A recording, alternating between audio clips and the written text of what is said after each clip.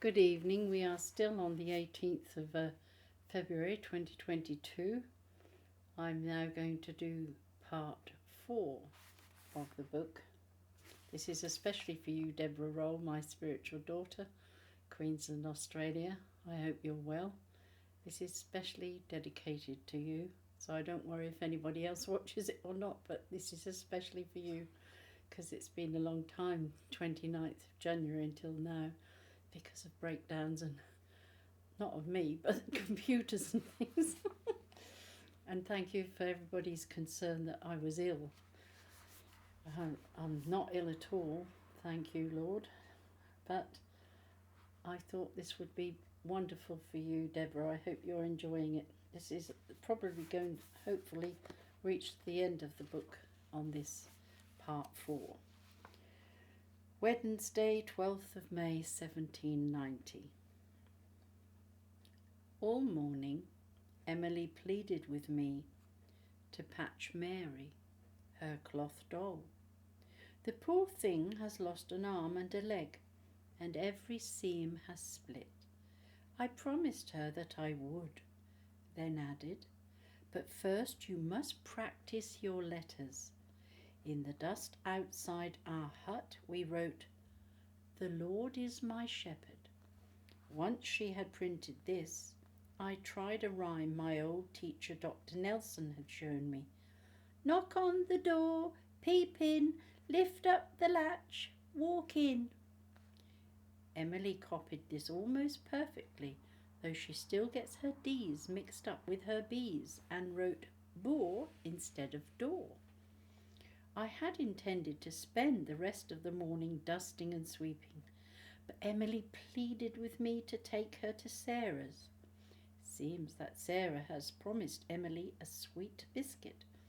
I cannot imagine that a single grain of sugar is to be found anywhere in Rose Hill. After her lessons, Emily was so tired. I piggybacked her most of the way to Master Dodd's hut. Though she is small for her age and her arms and legs are like sticks. Lately my shoulders hurt whenever I carry her. I'm always fearful when walking this track. Just when we'd passed the convicts' huts, she let out a scream. My heart leapt into my mouth. Emily pointed towards a clump of straggly gum trees. Someone was hiding behind them. When I saw who it was, I sighed in relief. "Simple Sam will not harm you," I assured her. "He only wants to play with us." Sam emerged from the bushes, his face so dirty and covered in scabs his own mother would not recognize him. Poor Sam cannot control his limbs, and he twitches and dribbles like a baby. Since he approached Emily that day by the river, my master thinks that he is dangerous. He tells me that he intends asking Master Dodd to send Sam back to Sydney Cove. But I feel sorry for Sam, and I pray that my master will change his mind. Sam's handicaps never stop him from trying to tell me things. Not that anything he says makes sense. We listened for a few moments. But as Emily was growing more and more anxious, clutching my neck and whimpering, I quickly waved goodbye and left. Sarah was pleased to see us, though very busy. They are hoping for a visit from Governor Phillip. Master Dodd insists that the hut be made more comfortable. It seems that when the governor came last February, he complained that he was sick and that sleeping on a straw pallet on the floor was not to his liking. I said, "Did he not praise us for all we have achieved in Rose Hill?" Sarah shook her head. Indeed, he seemed sorely disappointed. He was saying that even if this farm had more than 100 convicts, that we can never grow enough to feed the entire colony. I can remember his exact words. "Experience, sirs," she said. in as perfect English as I have ever heard, has taught me how difficult it is to make men industrious who have passed their lives in habits of vice and indolence. Emily giggled and pleaded for more. Sarah can mimic anyone.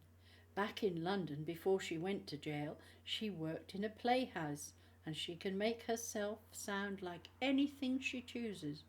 So she barked like a dog, woof, woof, woof, woof, woof, woof, and meow like a cat, and quack, quack, quack like a duck. Emily laughed and laughed.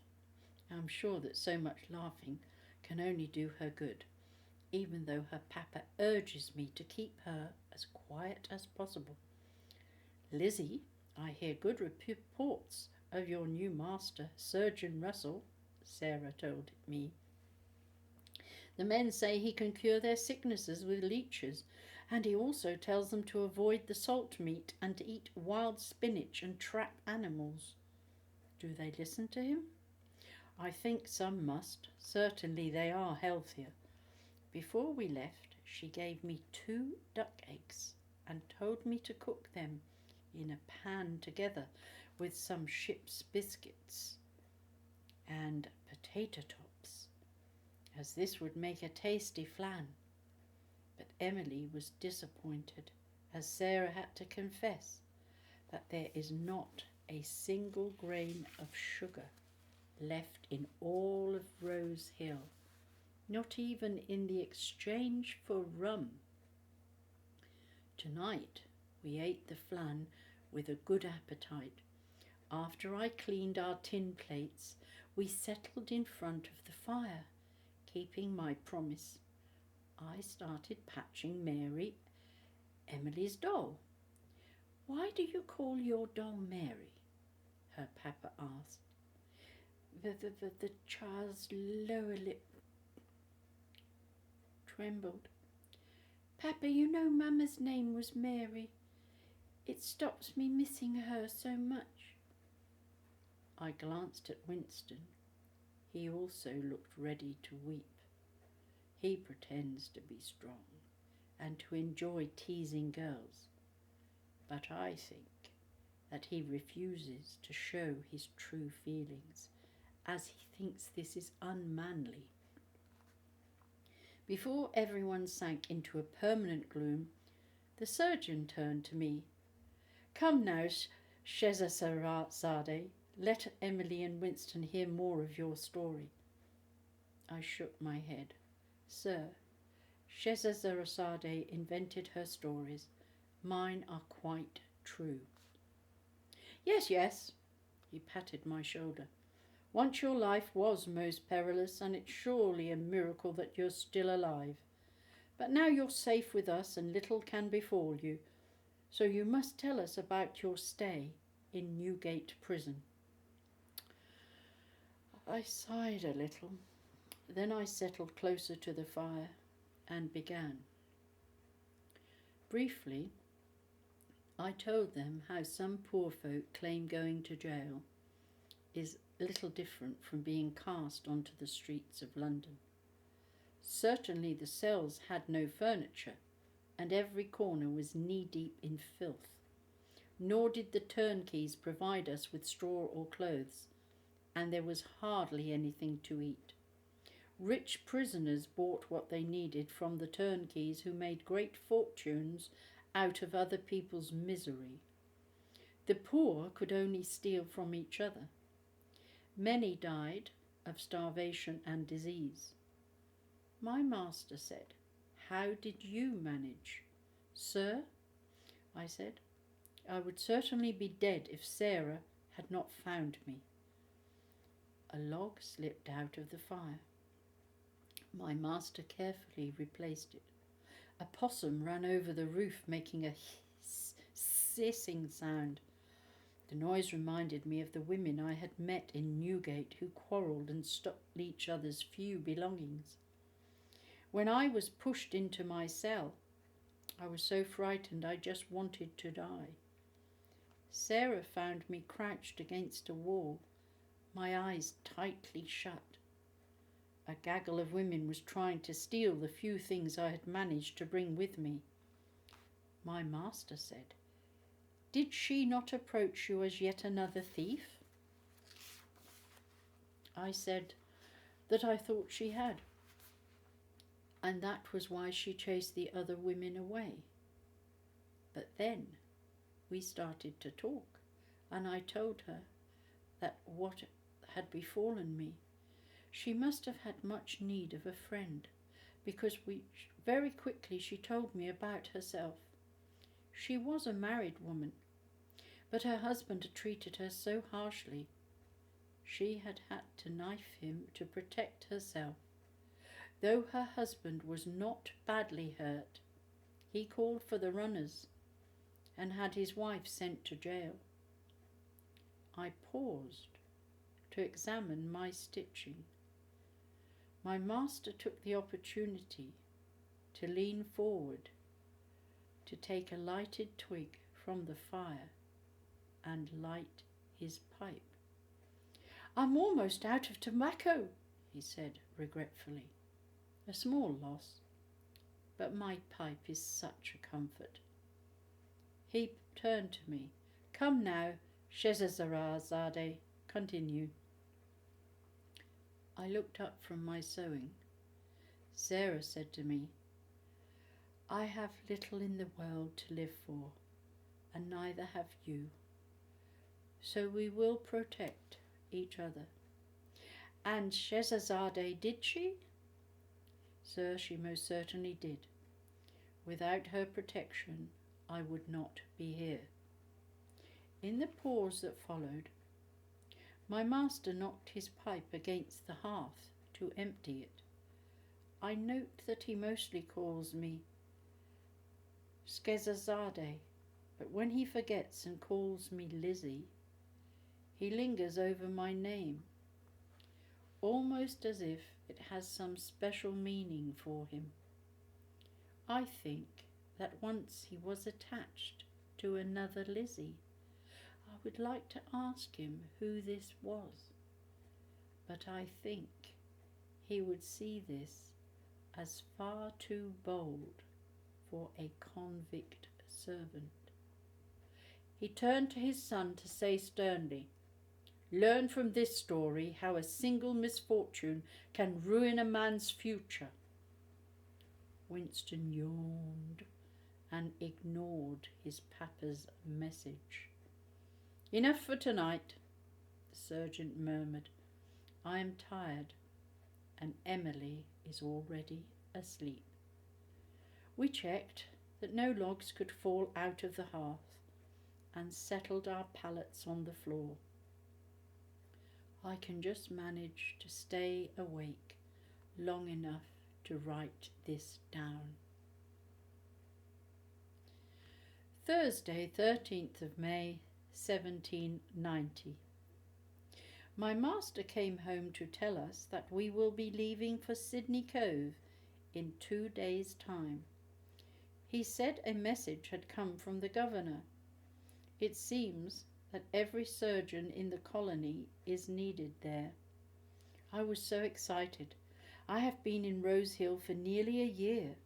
All this time I have longed for news from England. Not that any ships have called into Port Jackson, but it is hard to wait for a messenger who must come all the way from Sydney. Also, I was interested to see how the settlement had changed, or if it had at all. Emily's lessons over, I piggybacked her to Sarah's to deliver my news. Sarah immediately broke into loud sobs. I flung my arms around her, saying, "Please don't cry, I'm not going forever." "But you're almost grown," she wept. "What if you meet a fancy man and marry him?" I giggled. "Not likely." She grunted and quickly went on to talk of other things. "While you are in Sydney Cove, Lizzie, you must remember to be artful. On no account walk by yourself, or just with the little one at night, and see that none of your few things are taken from you. I'm always careful not to be robbed, I said indignantly. Be that as it may, with all our precautions you may recall how easy it were last year for thieves to break into our bakehouse and rob us blind. I promised her that I would heed her advice. Then I assured her that I would be back in Rose Hill as soon as possible. All this time, Emily had been playing outside the house, drawing figures in the dust. She came inside and Sarah spent a long time cuddling her and making her promise to look after me. I think she is as fond of Emily as I am, and that she sometimes wishes that the little girl was hers. Before we left, she kindly gave me 4 potatoes and 4 eggs and a leftover scrap of grey soap. She warned me to use the soap most sparingly. I wish that I had some of Mamma's to give her. I remember Mamma making soap and colouring the bars pink with beetroot and green with spinach. Sometimes Mamma would add oatmeal to the mix to soften our skins. Back home, I insisted Emily take a nap while I laundered everything we were taking to Sydney Cove. Then I boiled the potatoes and eggs Sarah had given me for our supper. The surgeon came home well after sunset. He told me that Winston would be travelling to Sydney with us, but that he was to sleep in the barracks until then. The Journey, Saturday, 15th of May, 1790. Late last night, my master told me to pack everything we own. He says that there's hardly any food left in Sydney Cove and that we must prepare ourselves for the worst. I think that he is very sorry to be leaving Rose Hill. Winston had hired a pony called Patch to carry Emily. A good horse and rider could manage the journey in less than a day. But when my master caught sight of Patch, he shouted that Winston should have found us a better nag. You did not see the others, his son protested, and then he sulked and sulked until nightfall. Patch's ribs show through, and she has a weeping sore on her right leg. But we have so few horses in Rose Hill. I think Winston was lucky to find her. It is not my place to criticise my master, but while he is very harsh with Winston, he is as soft as dough with Emily. Perchance this is why Winston is wary of showing anyone his true feelings. Edward, I think that he misses his mamma as much as I miss ours. Sometimes I hear him call for her in his sleep, though when he awakes he's always calm and distant. This morning we left Rose Hill and Emily wheezed very badly. The men decided to piggyback her excuse me, and use the pony to carry our packs. The track was so littered with boulders and fallen branches that we had to stop very often to help Patch through. My master and Winston carried sticks in case we came across any escaped convicts or Aborigine Indians. My master reports that many Aborigines are sick with smallpox and influenza. So many are dying, he thinks that they have never had these maladies before. Tonight we have camped by a stream. At dusk, a wicked wind blew up and we could not stop shivering. While the men went looking for firewood, I dressed Emily in all her shifts and petticoats to keep her warm, then wrapped her in my master's coat so that only her face showed through. Around us, huge gums with reddish bark rose into the sky. Their trunks were so wide a man's arms could barely encircle them. The wind shook their branches, making their leaves tremble. Shivers ran down my spine. This land is awesomely strange. What monsters were watching us from the shadows? What if they were just waiting to attack?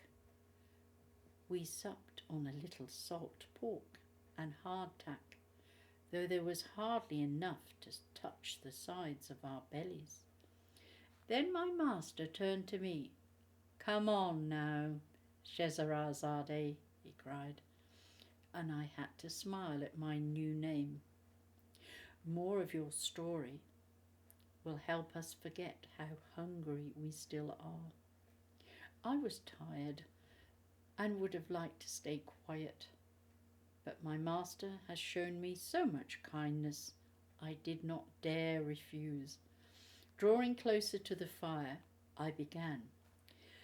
Sir, what I did not know before I went to prison was that there were so many convicts. The government did not know where to send us. That is true, my master cut in, as a wicked gust shook leaves and blew dust into our eyes. But when Captain Cook returned from his great southern voyage, he praised the timber and the flax he saw here. A log fell out of the fire. He leaned forward to push it back. My apologies, Scheherazade. I interrupt your story, and my children will be angry. Pray continue. So I told them how, for the first time in a year, we convicts were permitted to shuffle into the open and down to where Blackfriars Bridge crosses the River Thames.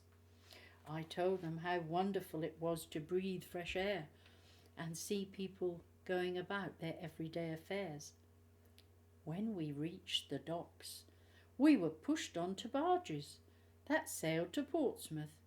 There we were imprisoned for many months in old ships called hulks, where the spars and rigging had been removed. These hulks were dirty, dangerous places, even worse than Newgate prison. Yes, we know all about that, Winston broke in impatiently. Did you not tell us that Sarah Burke saved your life? Indeed she did, I replied, many times. Winston's eyes gleamed. I think he enjoys my stories, though he would never actually tell me this. He said, "Will you relate one to us?" I thought back. Perhaps the most dangerous time was when Rachel Bolton thought I was trying to steal her child. I thought my master was half asleep. Now he stirred himself enough to chuckle. Steal a child? Why would she think that? I explained how I had only been trying to help a poor woman who was seriously ill. She had given birth to a boy in Newgate prison, and her baby was choking on his own vomit. I had tried to clean his face so he could breathe, but my actions set the whole prison against me. The other woman accused me of trying to kidnap the baby. When I protested that I'd only been trying to save his life, no one believed me. Only Sarah, protecting me with a sharp knife, saying she would use it on the first person that came too close, had kept me alive.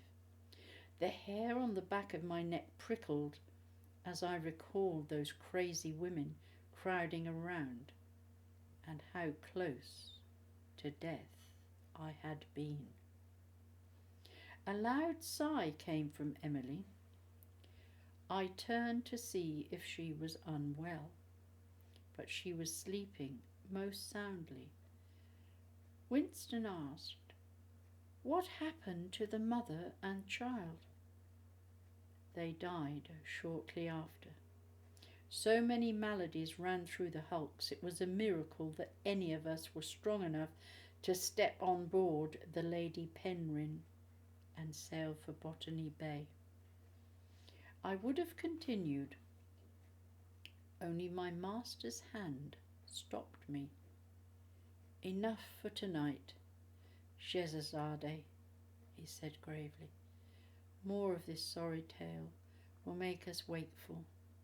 Leave the rest for tomorrow. While the others arranged themselves to sleep, I crept closer to the fire, so I could still see enough to write in my journal. Though I am tired enough to sleep a whole week, there is too much keeping me awake. The wind swishing, the upper branches, animals prowling through the undergrowth, shadows thrown by the fire, and my half-empty belly. Winter is in the air, yet strangely, I look on it with less dread than at home. Here, it never snows, nor does it get too cold. But how strange to have Christmas in midsummer and Easter heralding winter. I'm sure that if I did not see this for myself, that I would think it's fiction, perhaps written by Mr. Defoe. Sunday, 16th of May, 1790. Last night, an hour or so after falling asleep, I dreamed that I was back in Newgate Prison. Sarah was not there to protect me. That turnkey, that same greedy fat man who crushed the toes on my left foot when I told him that I had no money, was using his clamp on my other foot. All I could do was scream and scream and scream and scream. I woke with a start to find my foot in a bull ant's nest. The wretched insects had bitten me, and now my toes are red and itchy. Also, in the early hours of this morning, Emily coughed and coughed.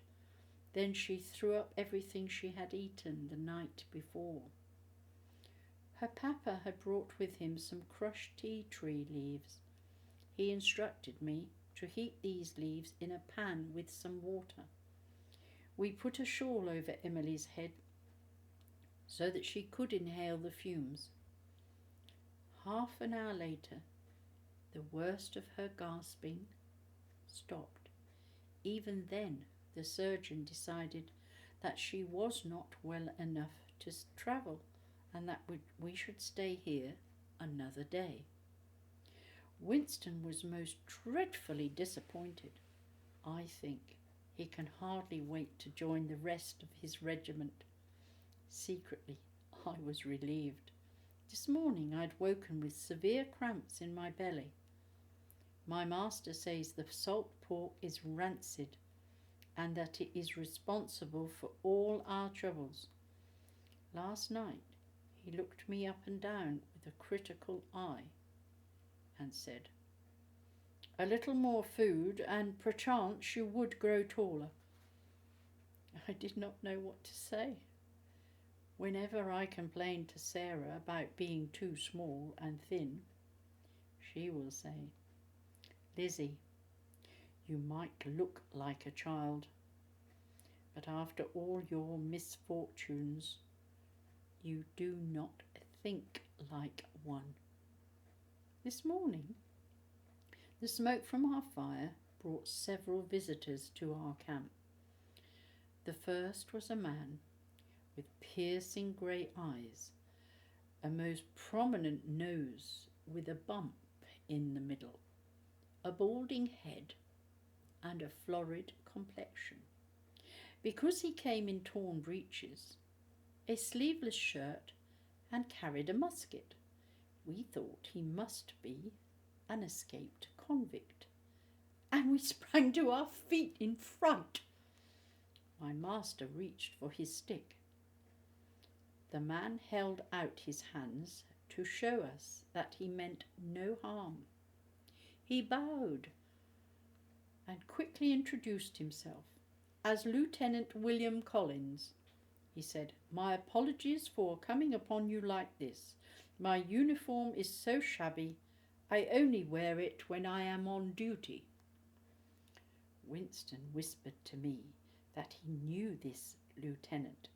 It seems he was the first officer to step ashore at Botany Bay with a party of convicts to hoist the Union Jack. I think that sometimes Winston forgets that I'm a girl, worse still a convict, and that he does not want us to be friends.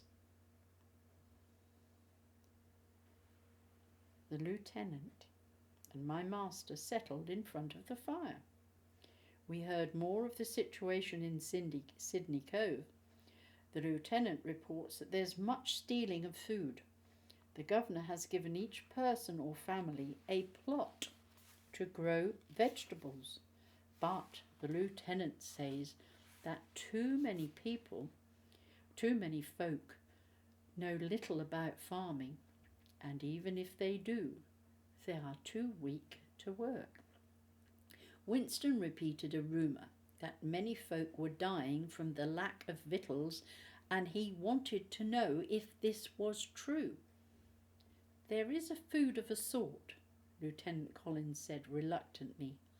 "Some trap small animals, others catch small fish. These squash the worst of our hunger. But such foods will not give our men strength. We need more salt beef, salt pork and salt mutton. Also, we are almost out of flour and rice." Excuse me a moment. He stopped. We heard footsteps coming close. My master and Winston reached for their sticks. The lieutenant held up his musket. A woman and a man were coming along the track. At first, they seemed startled to see us as we were to see them. Then they greeted us most amiably. The lieutenant put his musket away. I'm sure that he intended to use it only as a threat. There is hardly any ammunition left in all of Port Jackson. These new people introduced themselves as Seaman Abel Flush and Mistress Margaret Stewart. Both were in their early 20s, and both were blue-eyed and fair-skinned, though considerably weathered. Margaret ties her curls into a leather string, just the way our mamma wore hers whenever she had much to do. They told us that they were heading for the government farm at Rose Hill. I could tell Margaret was a convict, and probably not Abel's wife. She clung to his arm as if she wasn't sure if he would stay with her. Even so, she has a kind heart. When she saw how pale and weak little Emily was, she searched in her pack for a woolen shawl, insisting that Emily wear it to warm her chest. My master thanked her with tears in his eyes. All we could offer our visitors was licorice tea. To everyone's delight, the lieutenant produced a flask of rum from his pack. He poured a healthy tot into each mug. Though I disliked the taste, the rum's fiery warmth soothed my aching belly. As we sat around the fire, somehow the conversation turned, as it often does, to home, then to all the hardships we must suffer. Lieutenant Collins said, "Sometimes when I'm too hungry to sleep, I repeat the names of the ships in our fleet." He closed his eyes. "Sirius, Alexander, Scarborough." He opened his eyes and laughed. At this, Margaret burst out, "Didn't this lieutenant sail on the Sirius?" "I most certainly did," he replied, "and was most upset to learn that she has foundered on Norfolk Island. She was an excellent flagship." Margaret stared at him impatiently. "So you can have no idea how it was for the rest of us." Her tone was bitter. Those who sailed in the prison ships were packed in worse than animals. No portholes or windows, Any day the ships were in port, and every night each of us slept in an area not much bigger than a child's crib. The surgeon looked most disturbed, though whether it was at Margaret's outburst or what she was telling him, I could not say.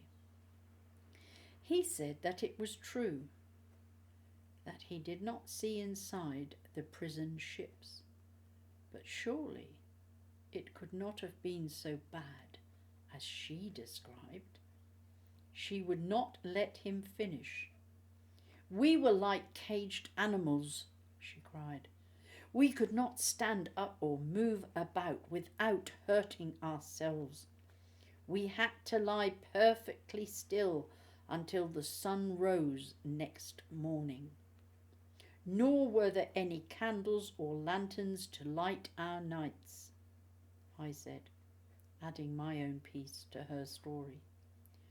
Winston said, were not the captains frightened that these would set fire to their ships? True enough, said Margaret, and in bad weather the hatches were battened down. We lay in the dark, lapped by heaving seawater, sewage and vomit. All we had as company were curses and groans. Before she could continue, Abel placed his hand over her mouth, as if he feared that her angry outburst would get them into trouble. My master glanced at the lieutenant. A look passed between them. But whatever he was going to say, he must have decided against it, and there was a long silence as each of us recalled that 8.5-month voyage. Certainly for Sarah and myself, it had been much as Margaret described, though conditions were perhaps a little better on the Lady Penrhyn than on some of the other prison ships. Yet our lives were uncertain, and only Sarah's courage saved me many times from being hurt. Some of the women on the Lady Penrhyn were so miserable that all they did was quarrel. Occasionally our captain, William Crompton Sever, would get so angry at their foul language he would order them to receive a severe lashing. When more so sorely provoked, he had their hair cut off. Not that this did him much good, as the women only cursed more loudly as they were being whipped and shaved. Monday, 17th of May, 1790. All night Emily coughed and wheezed, most piteously.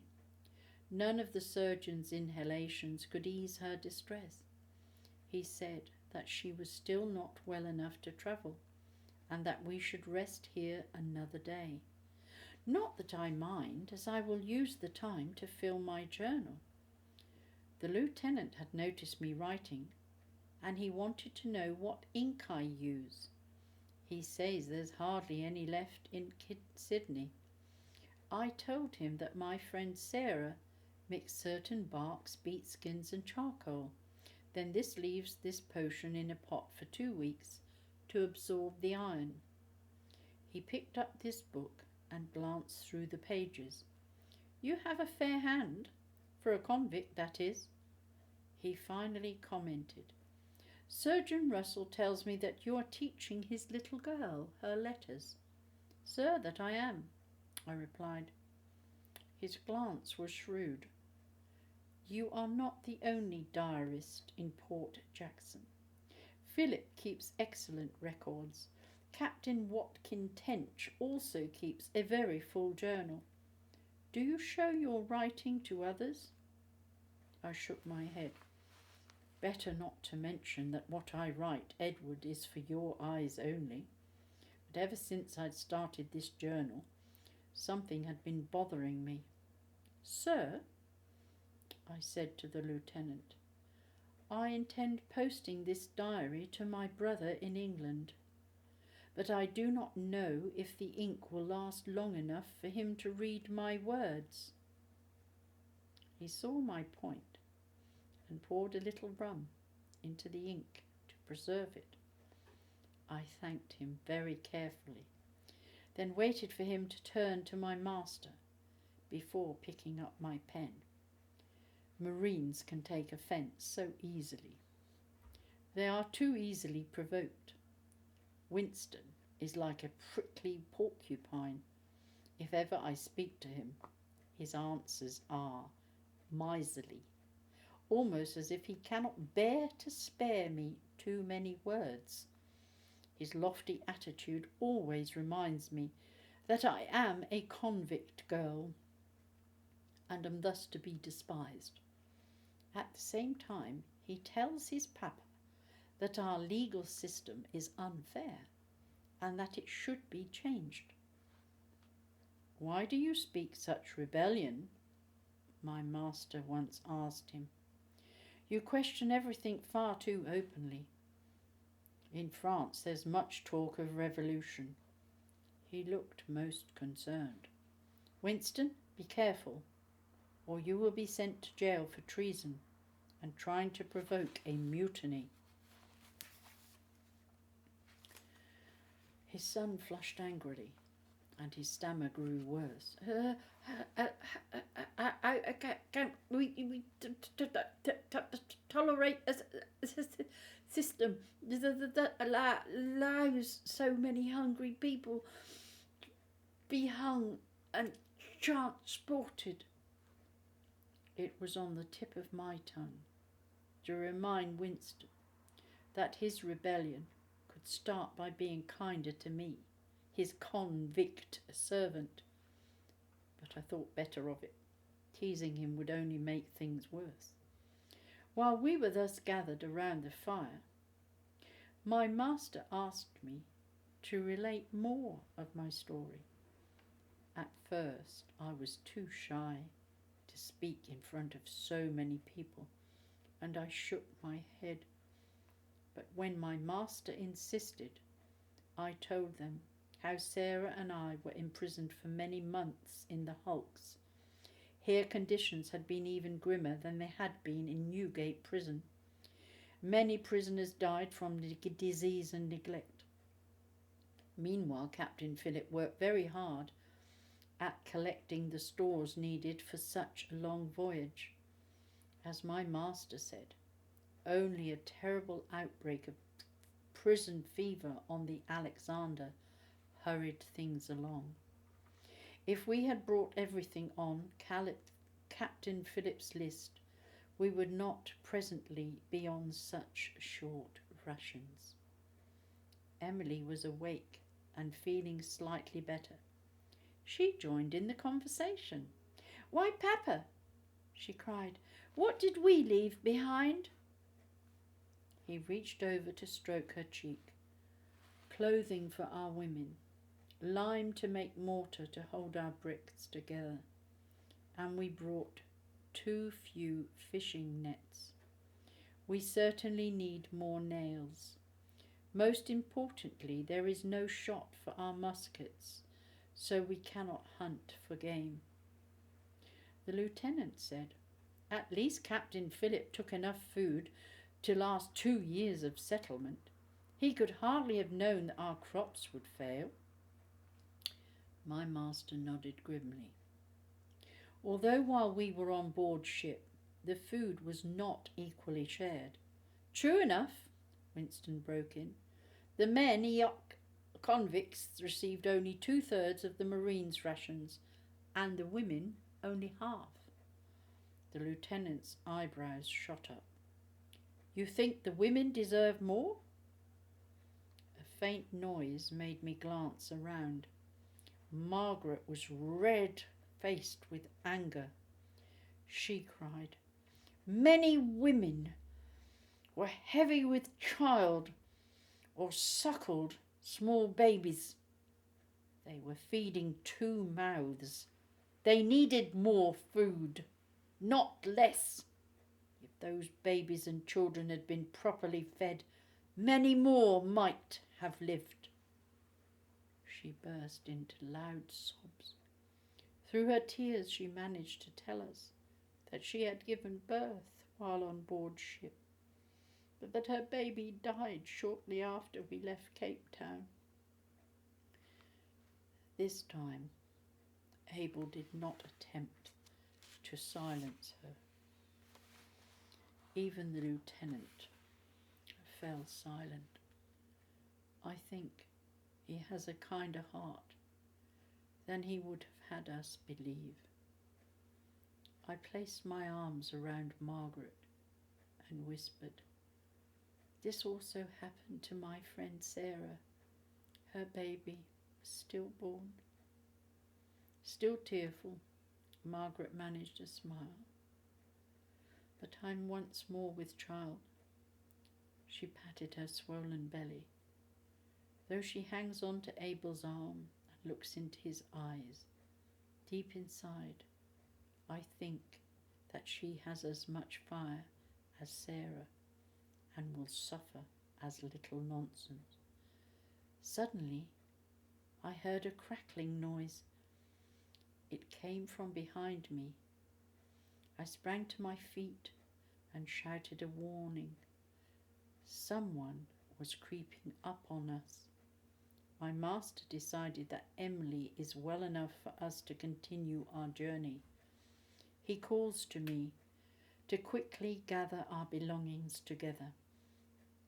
Excuse me a moment. I've got a cold a bit. Sorry about that. It's 46 minutes. I'm almost at the end. So I'll have a little sip of drink.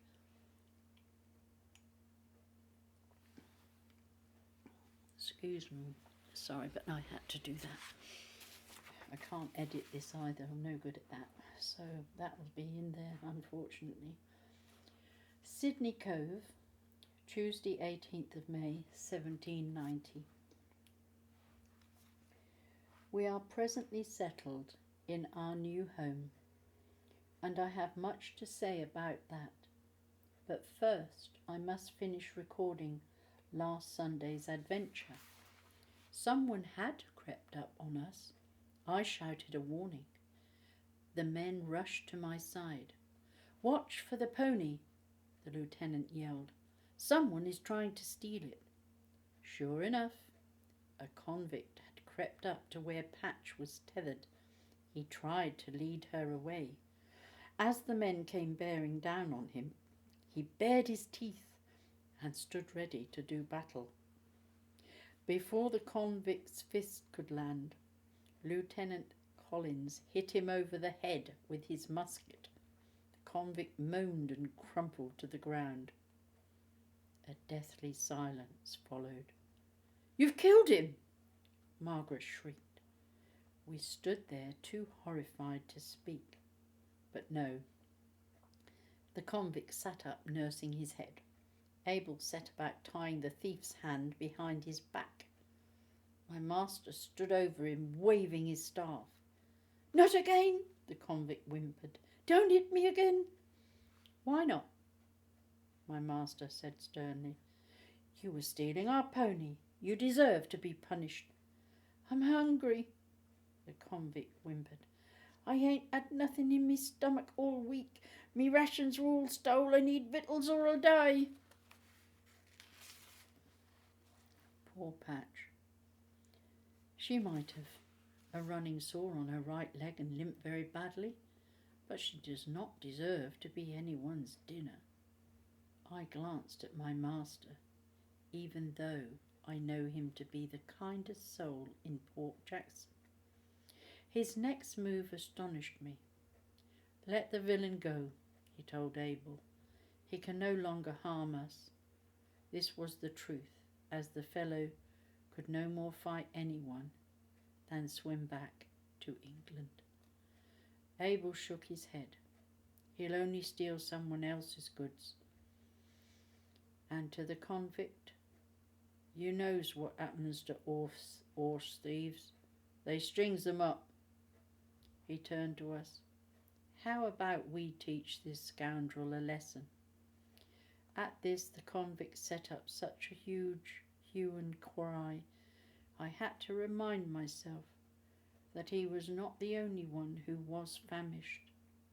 My master's sunken eyes and sharp cheekbones showed how hungry he was. Still he insisted that we free the man, arguing that lack of food forces folk into committing foolish crimes. Abel reluctantly did as my master suggested. Now the convict thanked us over and over again. Listen, my poor fellow, my master said. If you do not want us to take you back to the militia, and they'll surely string you up, you'd best be on your way. The convict cried his thanks. Before you could say Port Jackson, he had disappeared into the bush. My master sighed aloud. This is not a good sign of what we will find in Sydney Cove, he told the lieutenant. Have we sunk into mutiny already? The lieutenant shook his head and could give no proper answer. In the morning, we farewelled Abel and Margaret. The lieutenant and ourselves were travelling to Sydney Cove, they to Rose Hill, but not before I asked Margaret to report to Sarah that I am well, but missing her most dreadfully. Margaret had seen me writing in my journal, and she wanted to know why I did not send Sarah a letter. Most reluctantly I explained that Sarah could not read. Nor me, Margaret said gravely. It is a grave fault that must surely be remedied. One day you must show us how. I promised her that I would, and at the very first chance. We went on our way. Soon the track grew wider, but the way was so churned up, Patch's front legs sank into the mud. Several times we had to stop in order to help her out. I would have thought that we had had quite enough adventures, but there were more to come. A mile further the track narrowed so much we were forced to walk in single file. Winston led our group. I was just behind. Suddenly, something long and brown slithered across the path. The creature raised its head. It was ready to strike. Remembering old Tom's warnings about venomous snakes, I let out a mighty yell. Winston leapt into the air and fell backwards. My master held up his stick and brought it down on the wicked creature. He struck it often enough to kill it. As we stood there, inspecting the remains, my heart thumped as if it might jump out of my chest. My master stood there breathing heavily. Then he turned to me saying, Well done, Shehrazade. Without your quick action, Winston might now be dead. He owes you his life. He waited for Winston to thank me, which I thought that he did most grudgingly, and we continued on our way. Now we were passing cleared areas where timber had been recently felled. Sitting amongst the stumps were one-room huts. They had not been there the last time I came through. Emily's chest was so much stronger. Riding on Winston's shoulders, she could not stop asking questions. As we walked, my master explained to her how wattle walls are hung onto a frame, then covered with mud and finished with a thin coat of pipe clay. We walked another half hour before reaching Sydney Cove. There we came to the governor's house.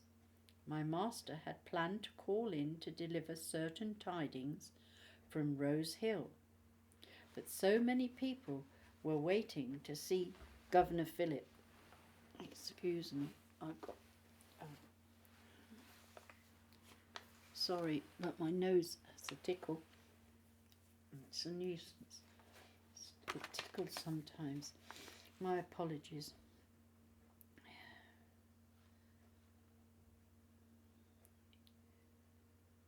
We were most impressed with the governor's 2-story house dwelling. It is built with the first bricks from brickfields. My master pointed to the garden surrounding the house, where many fruit trees and vegetables had been planted. He thought they set a great example to this colony. A little further on, we came to the officer's house in which we were to live. Here, half a dozen children, the bigger tugging the smaller by their hands, hurried towards us, half naked, and with weepy eyes, running noses and protruding bellies. They pointed to their mouths, demanding that we give them food, though we are desperately short ourselves. My master handed them the last of our Johnny cakes. Then he shooed them away. I would have liked to ask him what he expected us to eat, but one look at his grave face, and I did not dare. I set about unpacking and making the room as comfortable as possible. Though Winston hardly opens his mouth to me, except when absolutely necessary, he carried the heavier packages into the hut. For this I was grateful, but he always makes it clear that any friendship between us is out of the question, as this is only to be expected. Why does it bother me so much? This hut is quite superior to Master Dodd's house in Rose Hill. Pardon me. From the doorway, I can see the storehouses, and then out to the harbour. If a sail appears in the harbour, I might be the first to sight it. Outside our door, there is a patch cleared of tree stumps that will make an excellent vegetable garden. I intend to dig it over and ask my master for seeds. Travelling even the short distance between here and Rose Hill is tiresome. I hope that we will stay here a while, even though I miss Sarah most sorely. Wednesday, 19th of May, 1790. I'm writing everything down so that you, Edward, will know every place I have seen and how I presently live. Sydney Cove is grey and scrubby. It looks out into the harbour and across at the hills on the other side. Many of the convicts' huts have been built on rocks. They are so ramshackle, their foundations must cling like limpets, or a strong wind will surely send them into the water. But we are more fortunate. This officer's house where I now live is far more permanent. 4 sturdy wooden posts have been set in the ground to support a grooved timber frame. The walls are vertical slabs, the cracks filled with mud. The roof is made of timber, shingles fixed to the battens with wooden pegs. Our chimney is built from the same brick as the governor's house. I am very proud of our door. It has leather hinges so it can open and close more easily. The bush behind our hut is grey and scrubby. At night our candles and oil lamps attract moths as big as birds and monstrous black beetles that go clickety-clack against our walls. There are also dozens of possums and large furry bats. My master says that because no one farms or owns this land, all animals are free to roam wherever they might wish. First thing this morning, I opened my eyes to a giant black spider sitting on the pallet beside my head. As the spider scuttled away, I shrieked and sprang to my feet. Oh my Master raised his head, his eyes fuzzy with sleep. "What's the matter?" I burst into tears, bad enough to wake such a monster now. I incurred my master's wrath. "There's so much here that frightens me," I finally managed. He reached out a comforting hand. "Do not allow yourself to get so upset. Nothing here is permanent. We will not be staying here forever. At least the weather is kind. Though it's almost winter, the midday sun warms us. My master spent all day and most of the night in the hospital. This hospital is little more than a dispensary where he treats the sick with herbs and much use of leeches and purging. He tells me that he has not been forced to saw off any limbs. I suppose that is some comfort for having to care for his patients in what is, after all, only a tent." Winston disappeared in the direction of the barracks almost as soon as we arrived. The militia practice marching to the fifth fife and drum. They have no ammunition, nor little to do, except shoulder their muskets and try to look as warlike as possible. As for myself, I have many chores. I had to fetch water from the tank stream twice today. It is so far to walk when Emily is not well, and I must piggyback her. Thursday, 20th of May, 1790. Emily's reading goes well. She can recognize many words. She tells me that she would like to read the Bible. But my master tells me that in all of Port Jackson we have only one Bible and one prayer book. Perhaps this is no great loss. Those books have many long words, and her reading is not yet good enough. Once her lessons are over, I must find new ways to keep her occupied. This is not difficult.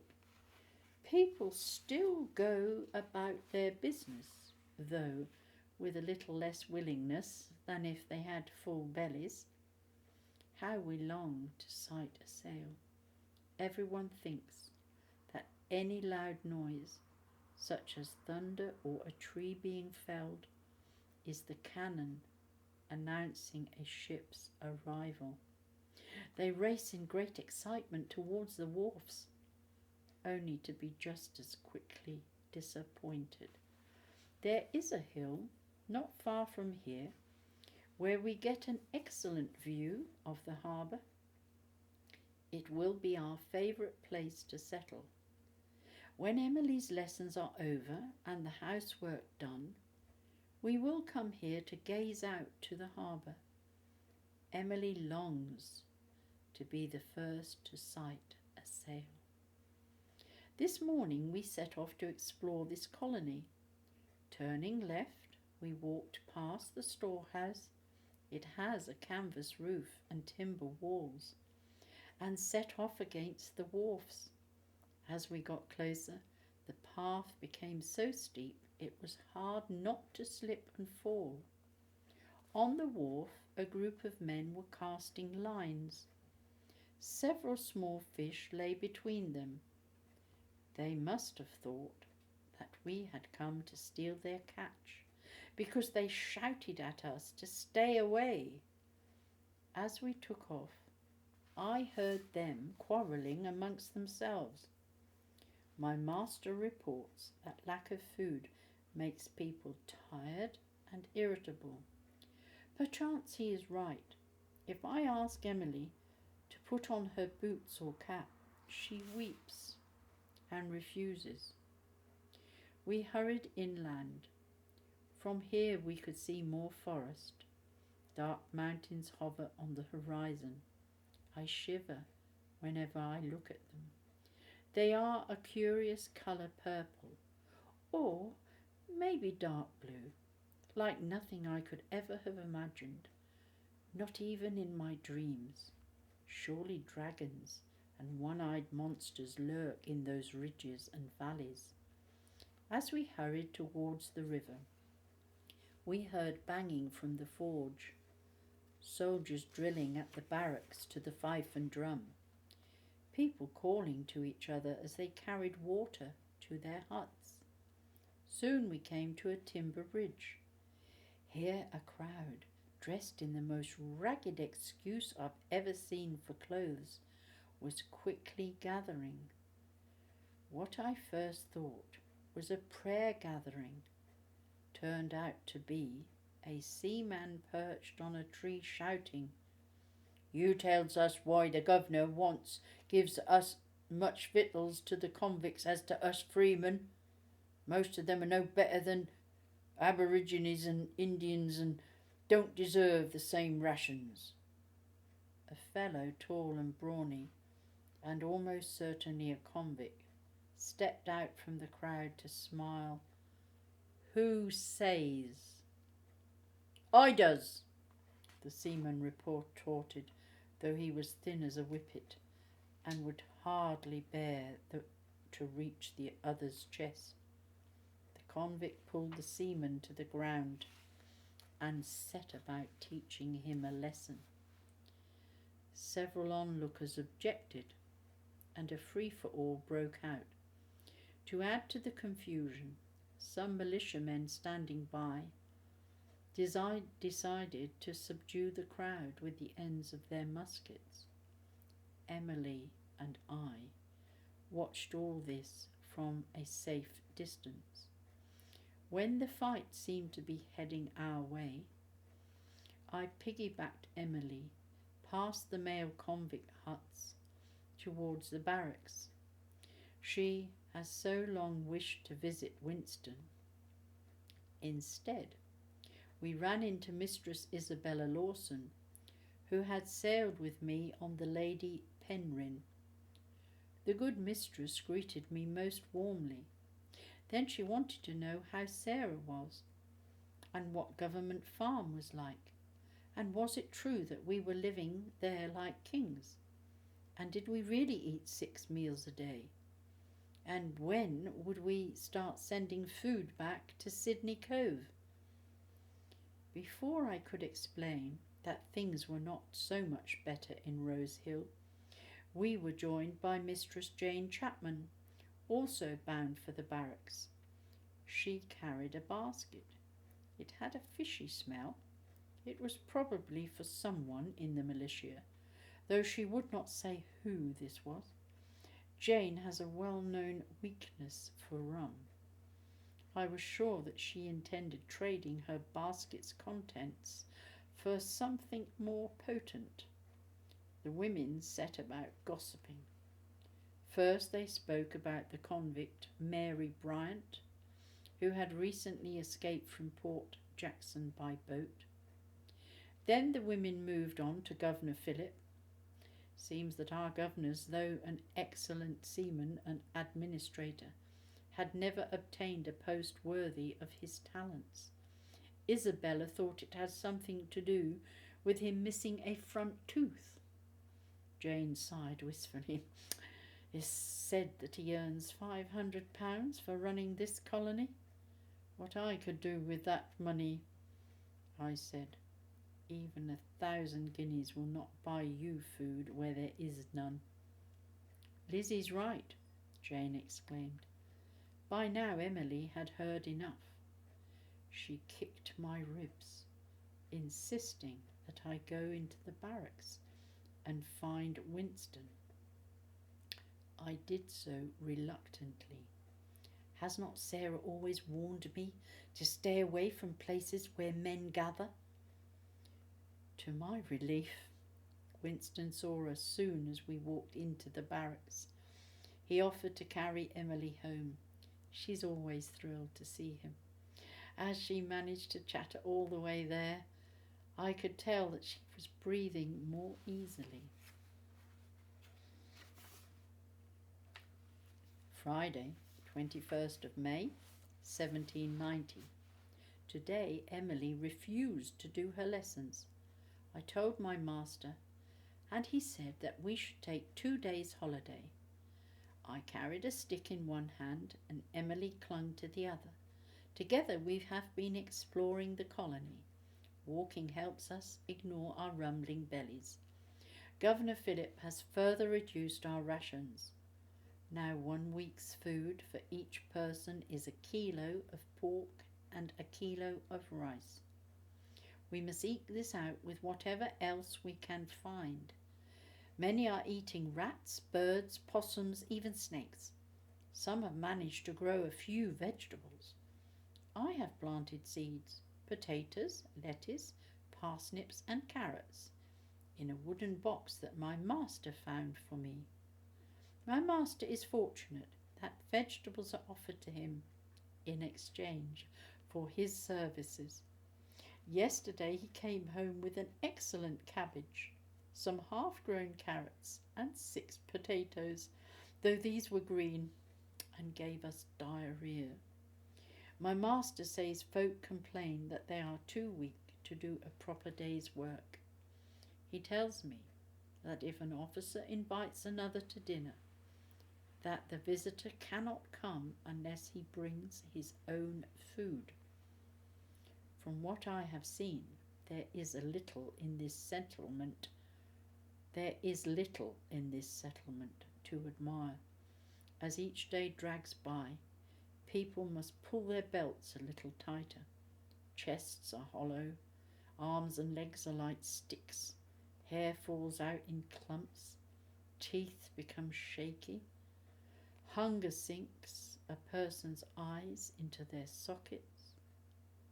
Hunger gives even the most hardened criminal a wistful expression.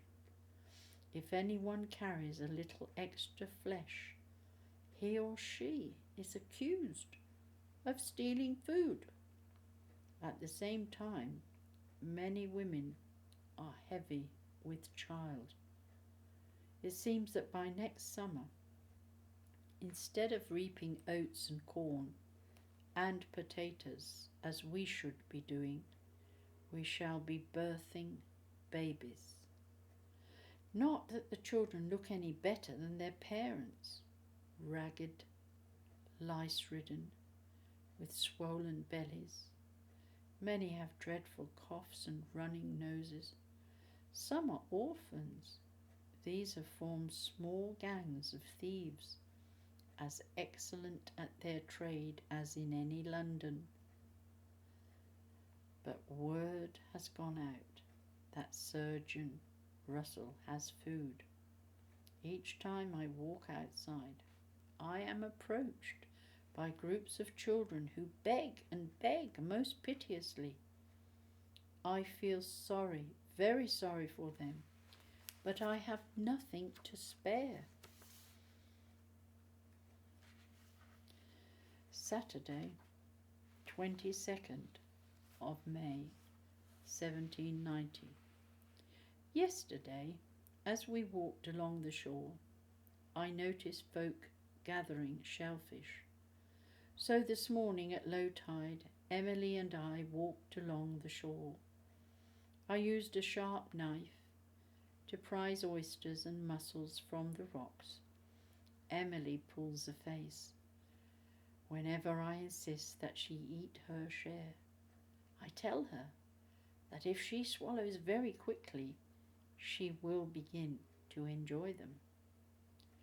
When she grows tired or begins to wheeze, I carry her on my back. Thankfully, these last 2 days, she has been well enough to walk. The furthest we have gone is the observatory at Point Mascarene. I had heard that Lieutenant William Dawes was given the task of studying the southern stars. I think that he must get rather lonely, because no sooner did he glimpse us than he raced outside to invite us in to admire his delicate instruments. He told us how Governor Phillip thought this project so important, he even spared Lieutenant some of his own precious nails. The lieutenant made the octagonal roof revolve. They are panels made of white painted canvas, explaining that this was so every part of the night sky might be studied. Emily demanded to know if he had built this observatory himself. He smiled and shook his head. A gang of Marines and convicts helped me complete this in just 4 months. Why such a rush? I asked. His smile grew broader. He seems very proud of all he has achieved, he said.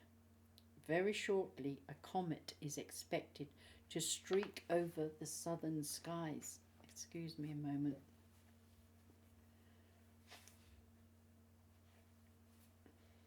We thanked him and set off towards the cliffs nearby, looking down at craggy rocks covered in spindly salt bush made my head spin, and I quickly moved away. We turned back towards the tank stream. We smelt it long before we reached it. Even in Blackfriars or East Smithfield in London, it is hard to find such a mess of garbage and human excrement. People have emptied their chamber pots along the banks and into the stream. The air is black with flies. My masters instructed me to only collect water from upstream. Through this water, though this water is sweeter, it means that I must walk nearly a mile, both there and back. Last night, I dared question my master's instructions. I said it would be far easier for me to collect water from where others go. His gaze grew inward as he sucked on his empty pipe. At last he said, I have noticed that those who drink that water often become sick. Best that you walk a little further.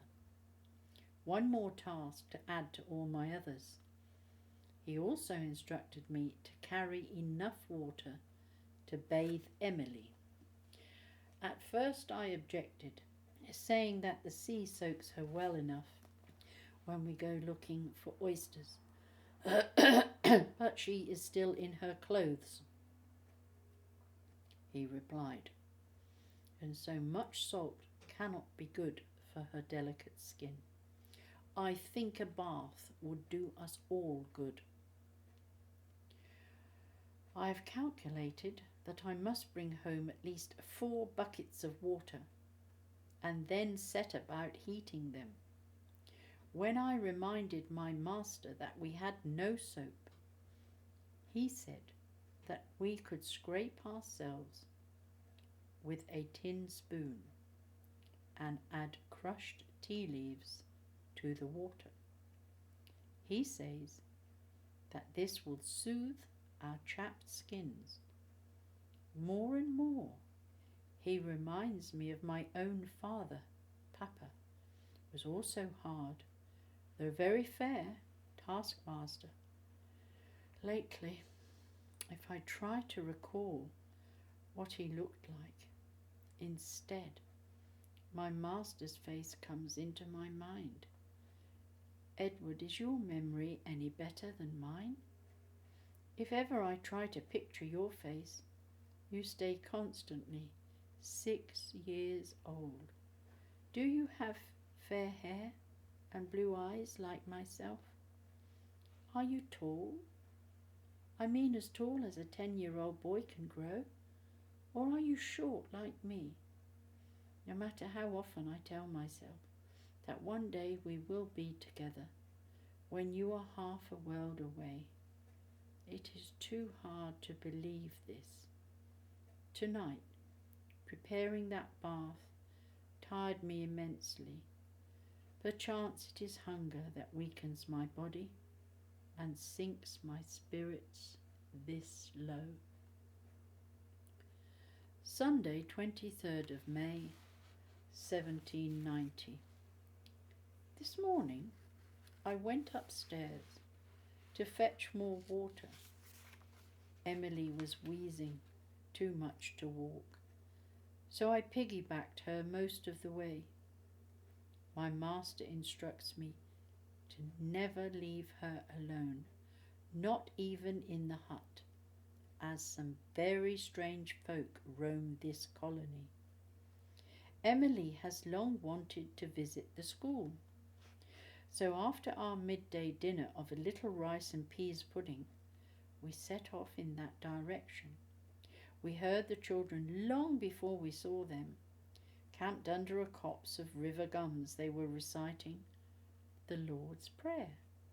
We introduced ourselves to their teacher, Mistress Isabella Rosson, a matron in her mid-20s, with a gaunt face and a longish nose and chin. Her smile is kind. I think she would be quite pretty were she not half-starved. She brought us to a raggedy group of about a dozen children aged between 5 and 10, all with watery eyes and snotty noses, hair that has never known a good brushing, and protruding bellies. They were as interested in Emily as she was in them. They have no chalk or slates. These children write with sharp sticks in the dust. Mistress Rosson set them all, Emily too, to writing. The cat on the mat, and God bless our new home. As the children worked, we gossiped a while. She spoke of the children in her class, saying, "True, they are hungry, but the air is fresh. There are no dangerous wild animals, and they are not forced into becoming chimney sweeps or thieves. These children have a far better chance of surviving than if they had stayed in England." I said, "Will all the children born in this colony attend your school?" "Who knows?" she said softly. "It is hard to learn when there are no books, no slates, and no roof. Whenever it rains, I have no choice but to send them home." Then she very politely told us that it was time to go, as the children still had much to do. As I walked away, we could hear them repeating an old counting rhyme I had learned back home. 1, 2, 3, 4, Mary at the cottage door. 5, 6, 7, 8, Mary at the cottage gate. We were almost home when a man darted out from the scrub. I was piggybacking Emily, and we had such a fright she nearly fell off my back. To my astonishment, it was Simple Sam, and he was smiling as if delighted that he had finally found me. He was followed by a small group of children who were busy throwing stones and copying his strange gestures. He gave them as much attention as he would a swarm of flies. "Sam hungry!" he cried, and made lots of more sounds that made little sense. In the end, I realised that he had been expelled from Rose Hill. He's now wandering around Cove, Sydney Cove, without a morsel of food to bless himself. "If you jump out at people like that," I scolded him, "they will think you're trying to steal from them." But I do not think he understood, because he kept on smiling, his arms and legs moving like cartwheels. Emily was so frightened, she started to cry. I hurried her away, praying that he would not follow. I looked back, and he was still talking, waving his limbs, while the children poked him with sticks and threw more stones. I cannot understand my master. He is so caring for the sick, yet he has no tolerance for Simple Sam. What is it that turns my master against him?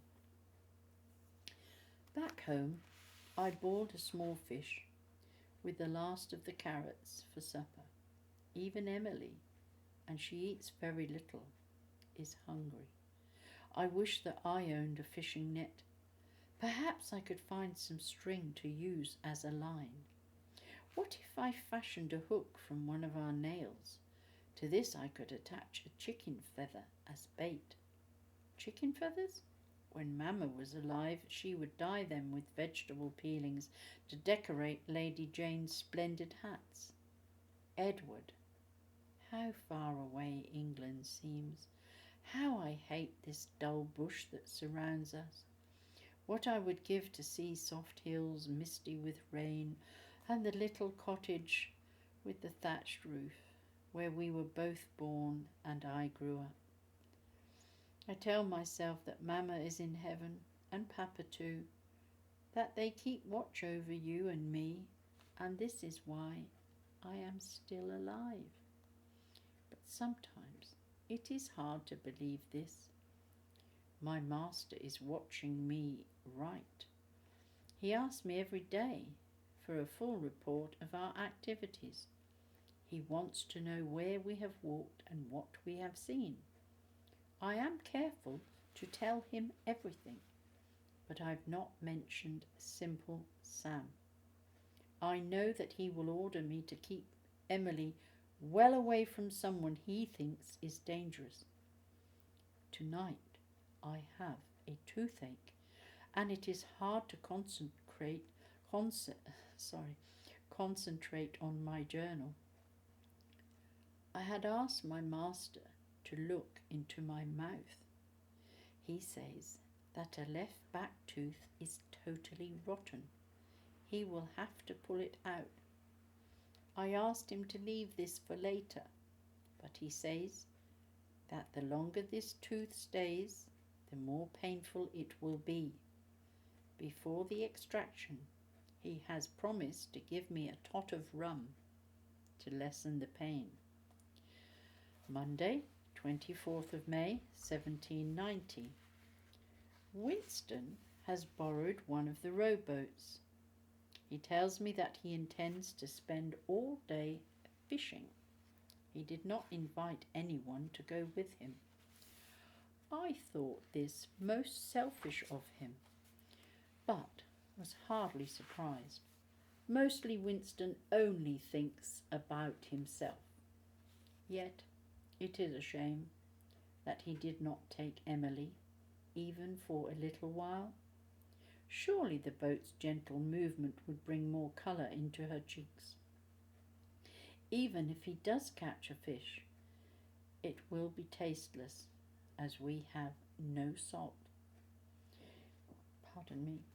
I hear that there is no salt in this colony, and that the governor has ordered 2 large vats of seawater to be boiled into crystals. This morning the fireplace needed brushing. As I was sweeping the hearth, soot fell down the chimney onto my face, so that I looked like an Aborigine Indian. I was sorely annoyed, but Emily giggled so much. In the end, I had to smile, even though the cap I wore had been clean, and my other was not yet dry. Emily had demanded another holiday from schoolwork, as she was breathing more easily and seemed willing to walk. We set off along the coast, hoping to find more shellfish. I carried a knife and our oldest bucket. This bucket is no longer waterproof, but works well as a basket. A mild day with a light wind, and we wandered further east than we had intended. Soon we were met by a terrible stench. We kept on walking, and eventually we reached a low hill entirely composed of empty seashells. Suddenly I thought that perhaps we were standing on the end result of thousands of dinners. By now the stink was so bad we had to hold our nostrils so as not to vomit. On the far side of the hill, a horrible sight greeted us. A score or so of dead natives lay there, all covered in terrible sores. Their arms and legs were bent into unnatural positions. Black flies swarmed over their bodies.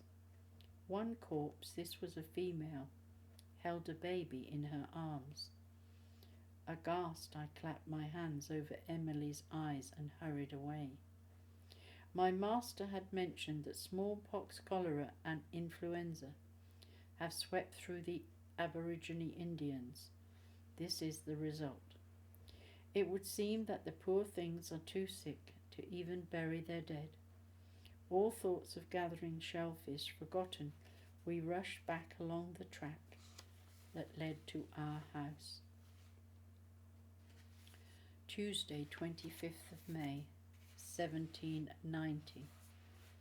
Today, while we were out walking, we were met by more upset. Simple Sam, this time surrounded by more than teasing children. An angry crowd had gathered around him. "Where's the child?" someone yelled. "Tell us what you did to her, or we'll string you to the nearest tree. He's a kidnapper and a murderer. He only pretends to be simple. String him up on Gallows Hill." I could sense Sam's distress.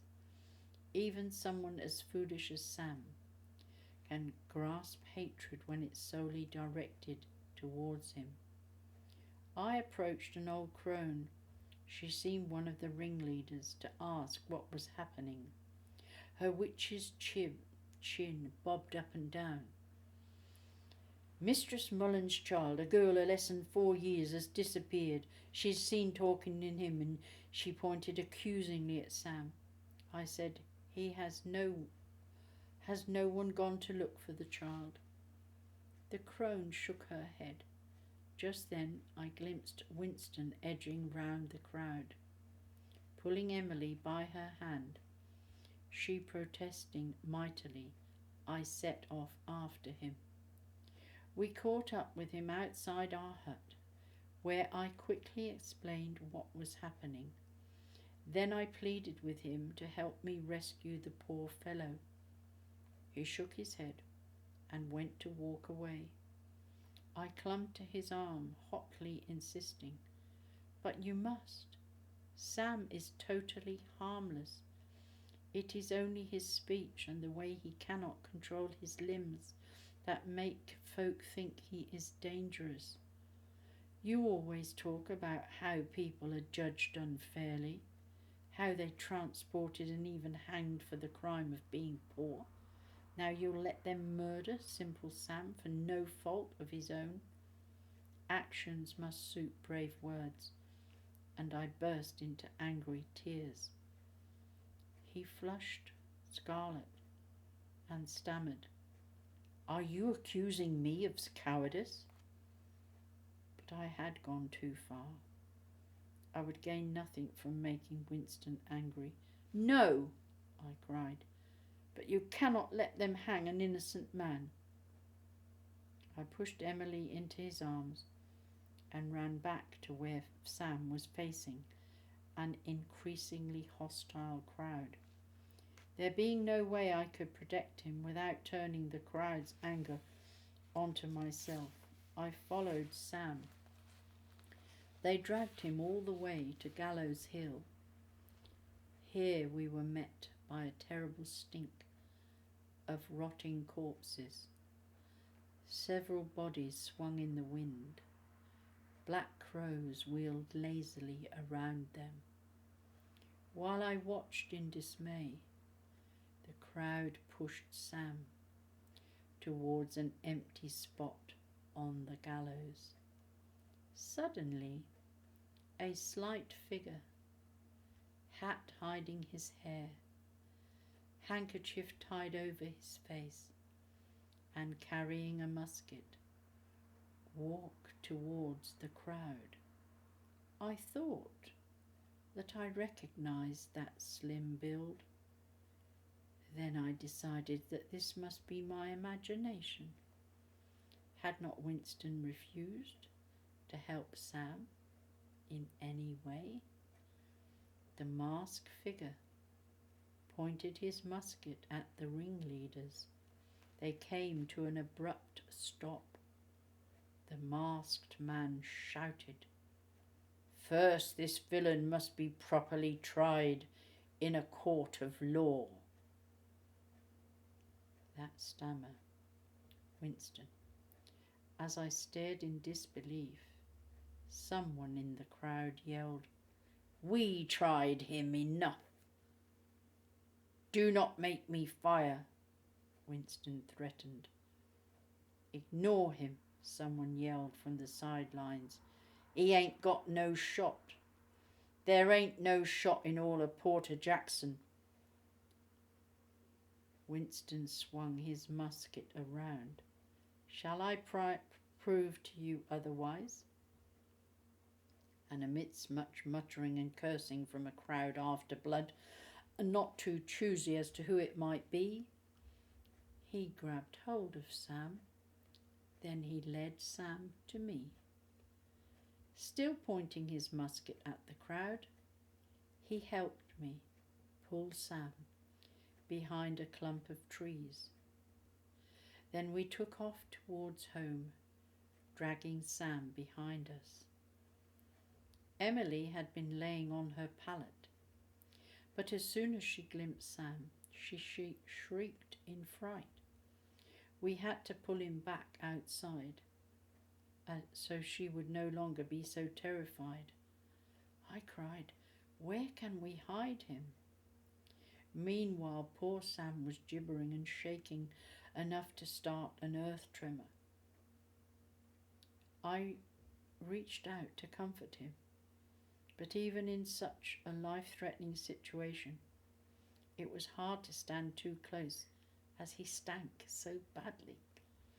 Winston shook his head and glared at me. I could tell he was wondering why he had gone to so much trouble to save this poor scrap of humanity. I cried, "He cannot stay where your papa will see him. He will surely deliver Sam back to the crowd." Winston wiped sweat off his face and grunted, though this meant that we must leave Emily on her own, and this was strictly against my master's orders. He decided that we should take Sam upstream. Dragging the poor fellow after us, we set off into the scrub, finally coming to the place where I collect water. There we found a decent clump of river gums and told Sam to hide behind them. The poor thing's teeth were chattering with fear, but I do not think that he fully understood the danger that he was in, because when I looked back, he was in full view of anyone coming the other way, arms and legs making windmills in the air. He was staring piteously after us. Back in the hut, Emily had fallen asleep. Winston handed me the 3 small fish he had caught that morning. I set about gutting and cleaning them. After I thanked him on poor Sam's behalf, I said, "Your papa is such a good, kind man. Why does he show Sam no mercy?" Winston took a long while to answer. I watched him wander around the hut, first to stare at his sleeping sister, then to peer absent-mindedly through the open door. He shook his head as if to clear it. Only then did he sigh and say, "Lizzie, this goes back to when I was no more than 10 years old. In Cornwall, where we lived, the village idiot stole a child. This child was later found murdered. I asked him, who was that child? Tears filled his eyes. He turned away before muttering, her name was Elizabeth. They called her Lizzie, just like you. On the 15th day of next month, she would have been 18. Lizzie was my elder sister, and we loved her most dearly. She had blue eyes fair hair, and she was thin and small. Some might even say that she looked a little like you. I felt the blood run into my cheeks. How could I have been so rude and unfeeling?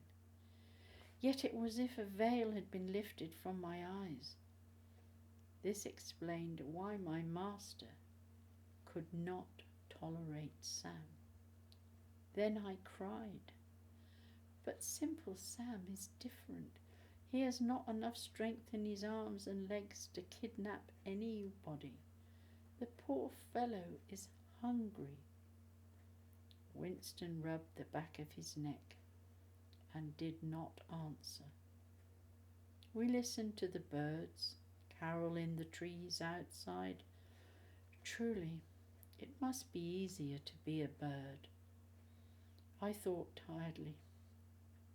Easier not to see and understand all these terrible things that are happening around us, and not to have to think about them. My mind in a whirl, I continued scaling the fish. I heard Winston clear his throat. I glanced up, and to my astonishment, he said, "Lizzie, I have not been kind to you, not kind at all." He paused for a moment to rub his eyes. I gulped. I did not know what to say. I was not ready for such an unexpected change. But he went on. I had already lost a mother and a sister. To become close to anyone else. He shook his head. This explained why Winston was careful to never get close to another girl, even though she was but a poor convict and not actually related. And to add to his unhappiness, I bore the same name, even looked a little like his beloved sister. This explained so much that had puzzled me before. At first, I could find nothing to say. Then, but you are good to Emily. Emily is too often unwell. He left the rest unsaid. Can you find it in your heart to forgive me? I saw that he was waiting for my answer, so I swallowed and murmured, "Even though I am a girl and a convict?" "Even so." His voice was gruff. "So, can we now be friends?" "Friends forever," I said. I put down my knife and we clasped hands. Just then, Emily woke and demanded to know if the fearsome man was still around. We assured her that he had gone and that she was absolutely safe. Then we made her promise not to mention him to her papa. Shortly after, my master came home and told us that the whole colony was abuzz. A simpleton had kidnapped a girl child. Before he could be punished, he had been whisked away by a masked stranger. Now neither simpleton nor rescuer could be found. Winston glanced a warning at me. Together we asked enough questions about my master's work in the dispensary to divert his attention. After we finished our suppers, my master gave me a stiff swig of rum. Then he commanded me to sit on a stool and open my mouth. He reached inside with a special tool he uses for such operations. Enough to say that the tooth was so rotten it snapped in two as he pulled it out. It took him a long time to remove the pieces. Then he swabbed the wound with a clean rag, dipped it in tea tree tincture. I bled all over my bodice, and the pain is most severe. My cheek is swollen to double its size. Even if we did have more to eat, my jaw would be too sore to chew on it. But we are so short of food.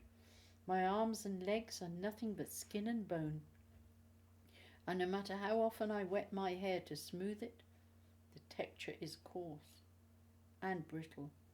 Also, my fingernails splinter too easily, and my belly is as swollen as if I'd just eaten a whole chicken. The others look much the same. My master says lack of food causes our bodies to grow old before their time.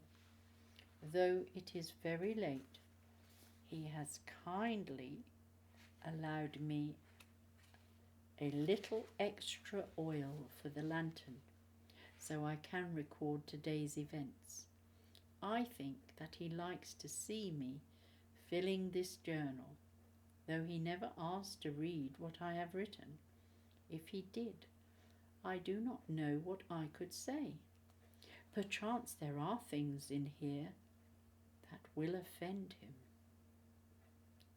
Wednesday, 26th of May, 1790. My master left shortly before sunrise for the dispensary. He told me that he would not be home until well after sunset.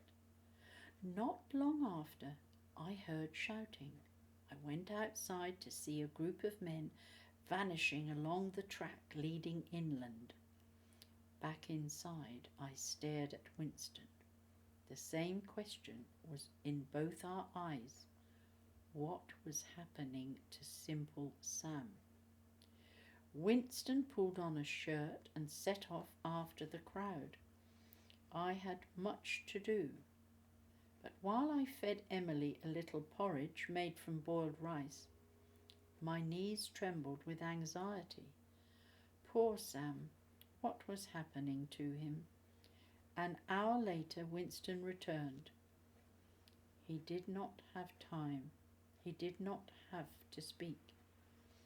His face told me everything. I sank onto my stool and closed my eyes. I knew Sam was dead.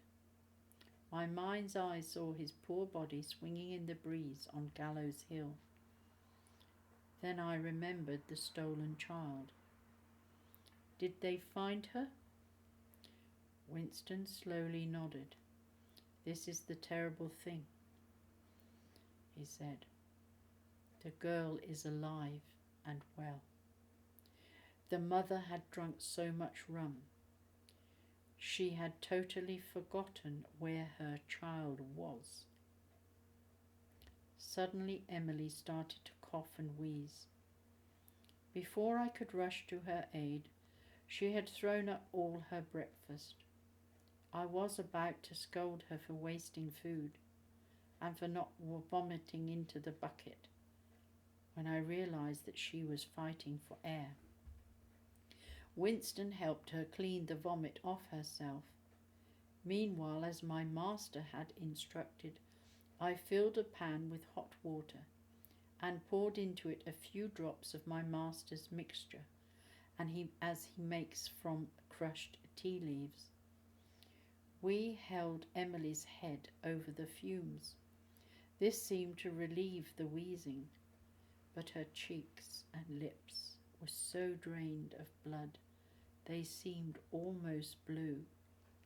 Because I could see that this attack was a very bad one and would probably last a long time, I asked Winston to go to the dispensary and bring his papa home. Half an hour later, my master was examining Emily very thoroughly. He decided that a chill had settled on her chest and that we must watch over her every minute. Lizzie, he said, I have too many sick patients to care for and I cannot stay. I have every confidence in you and I charge you with Emily's complete care. I gulped and nodded. Now we are entirely alone. Winston had to return to the barracks, but he has promised to be back before nightfall. In the meantime, Emily is running a fever. Her little body feels as if it might burn up. I write in this journal, between wiping her face with a wet cloth, sponging her body, and trying to force a little water between her lips. But she cannot hold anything down. She is really very sick. When Winston came home and saw how poorly she was, he ran to fetch his papa. Emily is sleeping, though still very restless. I write in my journal while I wait for the others to return. Well, we're almost at the end, but I'm going to stop there because it's 1 hour 51 minutes and it is midnight in England. I didn't plan to be reading this late and this long. I was trying to finish it all for you, Deborah, but I've got to give up now. I have to stop now. So I will complete. There's not many pages left. The next page is 161 to the end of 178 it'll end, and then there's the historical notes. But I just can't read from here to 178, so we'll have that tomorrow. Hopefully, although I'm expecting a visitor, a friend from Manchester with his wife, so I might not finish it tomorrow, but you've got plenty to listen to, so you're not going to listen to it all at once. But I just wanted to make sure I could get as much as that done for you as possible. And here's the book for anybody who wants to see if they can get it. Just find out what the ending is. All right, God bless you, Deborah. This was a special for you because I've been away from the internet. God bless. Good night.